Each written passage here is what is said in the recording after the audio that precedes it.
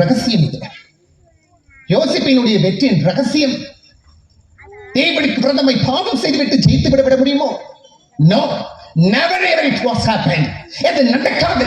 தேவனுக்கு விரோதமாய் பகை செய்துவிட்டு வாழ்விலும் ஆவிக்குரிய ஜீவித்து நான் ஜெயித்து விட வேண்டும் என்று கனவு கூட காண முடியாது. தேவனை பிரியப்படுத்துகிறவனாக அவன் அடையாளமானான். அதுதான் அவன் ஜெயத்தினுடைய ரகசியம். சகோதரர்கள் பகைத்தார்கள், தகப்பன் ரொம்ப நேசித்தார், எல்லாம் பலவரன் அங்கேயெல்லாம் கொடுத்தார், சொப்பனத்தையும் கண்டான், சகோதரன் செய்த தவறை எல்லாவற்றையும் தகப்பனாரிடம் வந்து சொன்னான். அதனாலே தன் சொந்த சகோதரன் பகைக்கப்பட்டு புறம்பி தள்ளப்பட்டு விற்கப்பட்டு கொலை செய்யப்படும்படியான அவன் சூழல் வந்த நிலையிலும் ஆண்டவர் அவனுக்கு தோத்து போன சூழலில் இருந்தாலும் சரி, குழியில தூக்கி போட்டுட்டு சகோதரன் எல்லாம் போய் உட்கார்ந்து சாப்பிடுகிறார்கள். எப்படி சிச்சுவேஷன் பாருங்க. அந்த குழியில கொண்டு போட்டுட்டு உட்கார்ந்து சாப்பிடுறாங்க.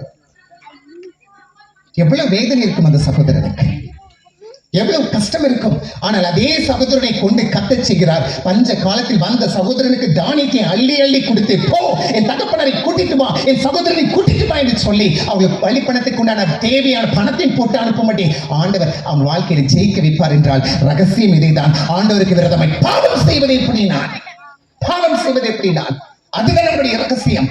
எங்க வாழ்க்கையில் பல தடவை தோத்து போய் நிற்கிறோம் என்ற சற்று தன்னைத்தானே அலசி ஆராய்ந்து பார்க்க வேண்டும். நான் தேவனுக்கு விரோதமாய் எதையாவது செய்திருப்பேன் என்றால், ஆனால் சூழ்நிலையின் தற்சமயத்தில் நடக்கின்ற சமூகத்தை கண்டு சில நேரத்தில் பயந்து போய் இருப்போம். உடன் பிறந்தவங்களே பகைக்கிறார்களே, சூழ்நிலையே சரியில்லையே, அகதியாக அடிமையாக இன்னொரு தேசத்தில் கொண்டு போய் நான் விடப்பட்டு விட்டேன், இந்த தேவனை கைவிட்டார்கள் என்று சொல்லி கர்த்தரை பகைக்கவும் இல்லை, கர்த்தரிடம் கேள்வி கேட்கவும் இல்லை. அதற்கு மாறாய் ஆண்டவரை பிரியப்படுத்தும்படியாக அவன் எழுந்து நின்று ஆண்டவருக்கு விரோதமாய் பாவம் தன் அருகில் வந்தாலும் உதறி தள்ளிவிட்டு ஓடி ஓடி கர்த்தருடைய நாமத்தை மகிமைப்படுத்த அவன் நிற்பான் என்றால் அவனை கர்த்தர் உயர்த்தும்படியாக ஏற்கனவே கர்த்தர் திட்டம் வைத்திருக்கிறவர். ஹல்லேலூயா. தேவ திட்டத்தை சுமந்து நிற்கின்றான். ஆண்டவர் கொடுத்த சப்பரத்தின்படி கர்த்தர் நடத்தப்பட வேண்டும். யாரும் இங்கு சாதாரணமாக வந்து உட்காரப்படவில்லை. நீங்கள் நாடும் தேவ திட்டம் உங்கள் மீது இருக்கிறது, தேவனுடைய மகிமை உங்கள் மீது இருக்கிறது, தேவனுடைய அபிஷேகம் உங்கள் மீது இருக்கிறது. யாரும் இங்கே சாதாரணமாக பிறக்கப்படவில்லை. கிறிஸ்துவின் அன்பினால்